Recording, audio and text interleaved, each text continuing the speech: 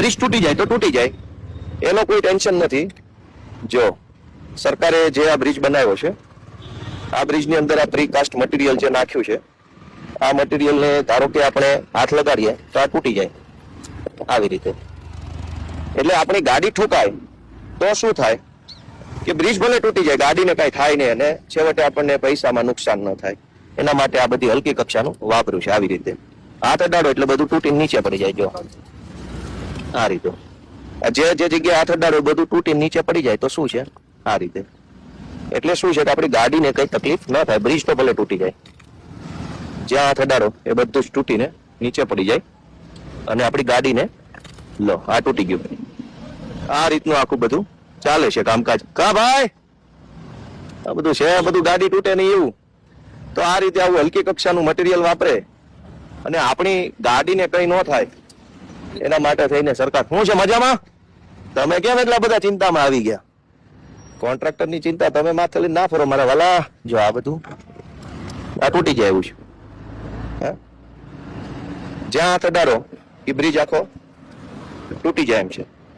અહીંયા પણ તમે જોશો તો આ રીતે આ બધું તૂટી જાય છે બધું.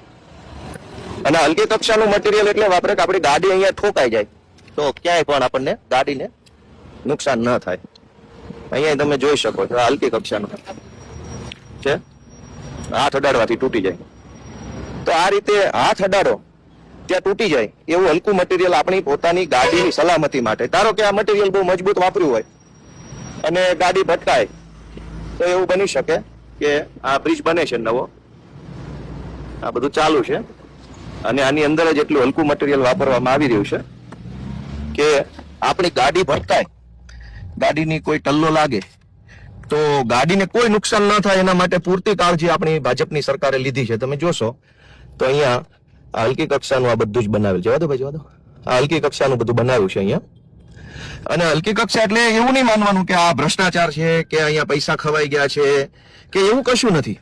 માત્ર ને માત્ર જોરથી ગાડી ભટકાય અને ધારો કે બ્રિજનું મટીરિયલ મજબૂત હોય તો આપણી ગાડીને નુકસાન થાય, માણસને નુકસાન થાય. પણ મટીરિયલ હલકું હોય તો બ્રિજને નુકસાન થાય. બ્રિજ તો સરકાર બીજી વખત પૈસા ખર્ચીને કરોડો રૂપિયા બનાવી નાખે. પણ આપણે તો ગરીબ માણસો છીએ, આપણે ક્યાં બીજી વખત આપણી ગાડી લઈ શકવાના હતા. એટલે આપણી ગાડીની સલામતી માટે સરકારે આવું હલકું મટીરિયલ વાપર્યું છે. એ બદલ હું ભાજપની સરકારને શુભેચ્છા.